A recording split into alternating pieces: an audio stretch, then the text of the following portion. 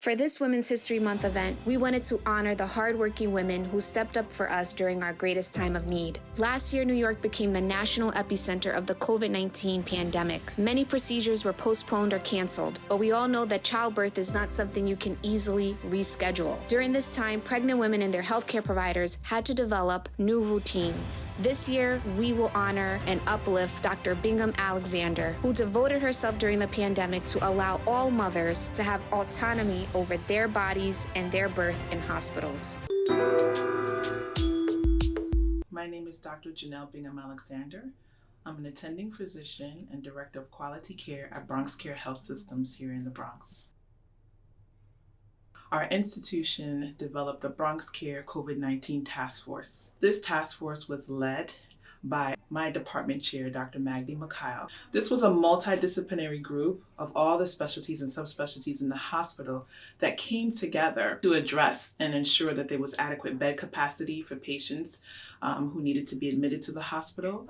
They also ensured that there was adequate staffing during the pandemic.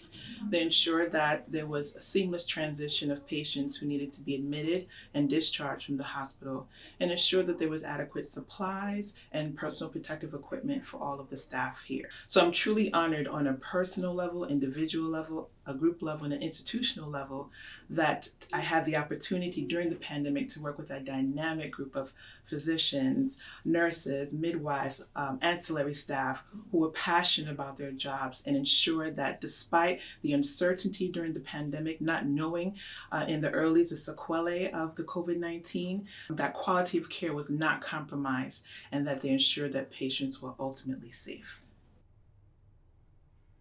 As a woman and part of the labor force, I reflect on past women over centuries who have fought for equity in pay, who have fought for equity in workplace environment in terms of being in administrative and leadership roles. I really feel that it's important for us as women to empower each other, not only on a community level, family level, but specifically for me as an obstetrician gynecologist, to empower my patients. As a mother of two, I only try to put myself in their situation, being pregnant, ready to deliver in the midst of the pandemic, what to expect. Will I be safe? Will my baby be okay? Will I be able to have somebody with me during labor? Here at our institution and on an individual level, we ensured that patients were safe with making sure that they were screened appropriately and tested. We made sure that when they had their partners, that their partners were also screened. We did our best to ensure that there was open communication and did our best to answer all of their questions from the moment that they walked in the door to the moment that they left with their baby in their hand. Personally, for me, it was very challenging trying to communicate with patients with with the protective personal equipment that we had to have on.